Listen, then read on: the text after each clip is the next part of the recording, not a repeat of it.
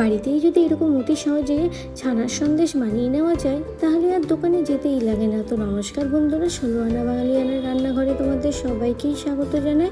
সামনেই কিন্তু রাখি বন্ধন, এই রাখি বন্ধনকেই উপলক্ষ করেই কিন্তু আজকে আমি আমার এই মিষ্টির ডিশটি বানিয়েছি, যাতে এই মিষ্টির মতো ভাই বোনের সম্পর্কও যেন মিষ্টি এবং মধুর হয়ে ওঠে। তো এই মিষ্টির ডিশটি বানানোর জন্য কিন্তু খুব কম উপকরণই দরকার পড়ে, আর এটি খুব অল্প সময় এবং কম উপকরণ দিয়েই তৈরি হয়ে যায়।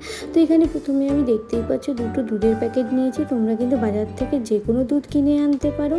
এরপর এই দুধের প্যাকেটগুলো কেটে একটি কড়াইয়ের মধ্যে দিয়ে ভালো করে ফুটিয়ে নেব। আচ্ছা, ফোটানোর সময় কিন্তু কন্টিনিউয়াস হাতাটাকে চালিয়ে যেতে হবে যাতে নিচে লেগে না যায়।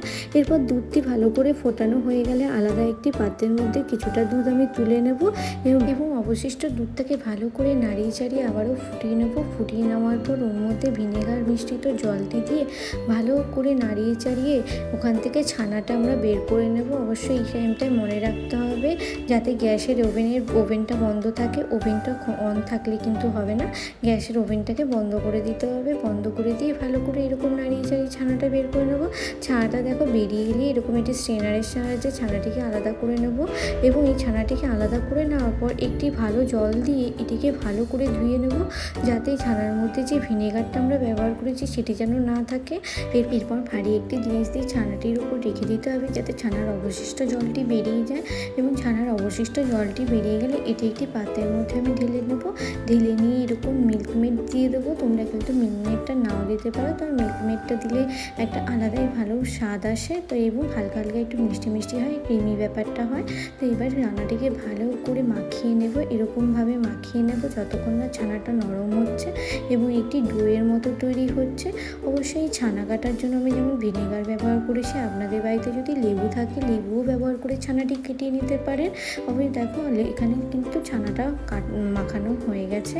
এরপর আমি এখানে একটু আম ব্যবহার করেছি, আপনারা চাইলে আমটি স্কিপ করতে পারেন। আমি এটাকে একটু ফ্লেভারফুল করার জন্য আম দিয়েছি। এবার এখানে আমি একটি স্ম্যাশার দিয়ে আমটিকে স্ম্যাশ করে নিচ্ছি। আপনারা কিন্তু মিক্সিং বোলের মধ্যেও এটাকে স্ম্যাশ করে দিতে পারেন। এবং ম্যাশ করার পর এখানে আমি ছানাটিকে আবারও ভালো করে এই আম দিয়ে ফেটিয়ে নেব, মাখিয়ে নেব যাতে কোনো রকম লাম্পস না থাকে এবং ছানাটি আবার নরম হয়ে যায়। দেখতেই পাচ্ছেন ছানাটি কতটা নরম হয়েছে। এরপর যে দুধটি আমি তুলে রেখেছিলাম সেটি কড়াইয়ের মধ্যে ঢেলে দেব। ঢেলে দিয়ে গ্যাস অন করে ভালো করে নাড়িয়ে চাড়িয়ে নেব এবং দুধটি গরম হয়ে ফুটে গেলে তার মধ্যে আবারও কনডেন্স মিল্ক অ্যাড করব যাতে দুধটার টেস্ট আরও একটু ভালো হয়ে যায় এবং একটু ঘন হয়। এরপরে আমি এখানে 2-4টে কিন্তু এলাচ নিয়েছি। এলাচ নিয়ে ফেটিয়ে এলাচটিকে দিয়ে দিয়েছি। আপনারা চাইলে এলাচের যে পাউডার হয় সেটিও ব্যবহার করতে পারেন, এতে দেখবেন একটি খুব সুন্দর স্বাদ আসে। এরপরে আমি এর মধ্যে একটু দুধ পাউডারও ব্যবহার করেছি। আপনারা যে কোনো দুধের পাউডার ব্যবহার করতে পারেন। এতে যে দুধটা আমরা ফুটিয়েছি সেটা খুব ঘন হয় এবং ঘন হওয়ার ফলে এখানে স্বাদটা কিন্তু আরও 3 গুণ বেড়ে যায়।